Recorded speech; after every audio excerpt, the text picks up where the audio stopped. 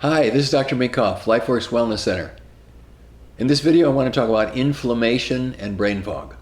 Now, what is inflammation? If you look in the textbook, inflammation is a response to something that your body doesn't want.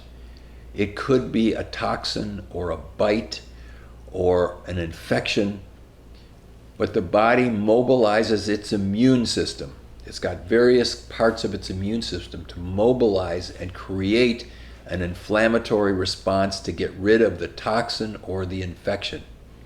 So if you get a bite on your hand or a sliver in your hand, what you will see is redness and heat and pain and swelling. Those are the four components of inflammation, classic components of inflammation.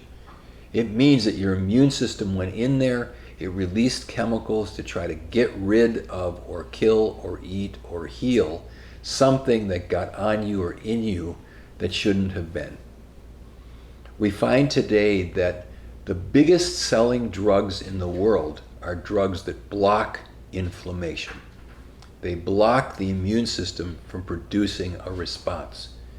So drugs like Enbrel and Humira are given to people all over the place who have autoimmune reactions because they're trying to shut off the immune system. And while it may make people feel temporarily better, it's very dangerous. And if you listen to the commercials, you'll see, well, you could die, and then you could get TB, and then you could get cancer, and then you could die. And then you could get this, and then you could get that, and then you could get that, because your immune system keeps you healthy, and now you don't have one. So coronavirus comes by, and flu comes by, and your grandchild had strep, and that comes by, and you have no immune system, and now you're going to get really sick. So our immune system has a function. We try to work with it, not block it. If there's always a reason why it's reacting.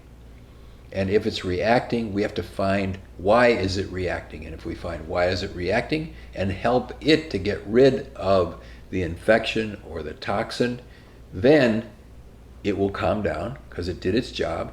The thing is no longer a threat to the body and it will go away. And so inflammation can affect the brain.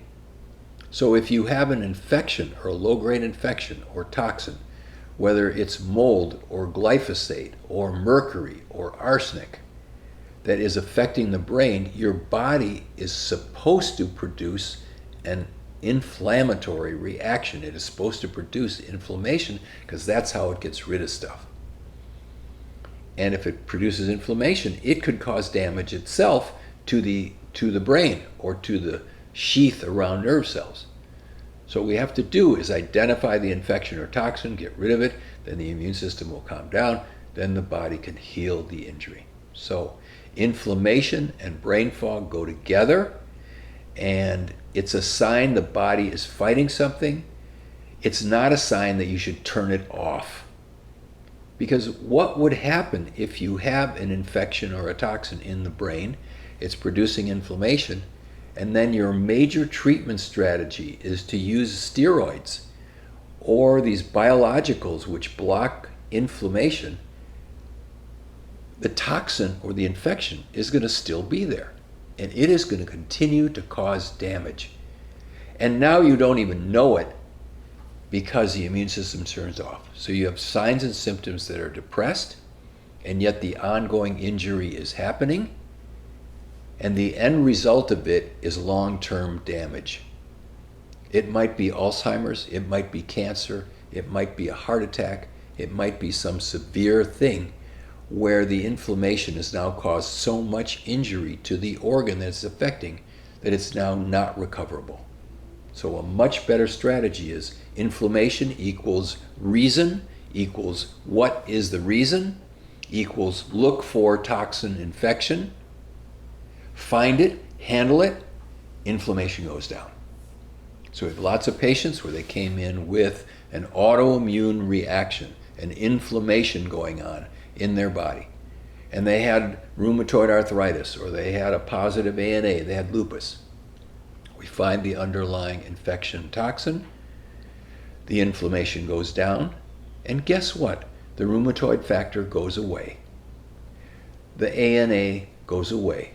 The autoantibodies go away. We retest them 6 to 9 months later. They're not there. The person doesn't have the disease. It's not really a disease. It's a normal body response to something bad. And if that something bad is taken care of, then the disease process stops and it goes away. And then the body can heal, sometimes all the way back, sometimes mostly back, but it can get rid of this thing so that it makes the person feel much better. Okay? Hope this helps.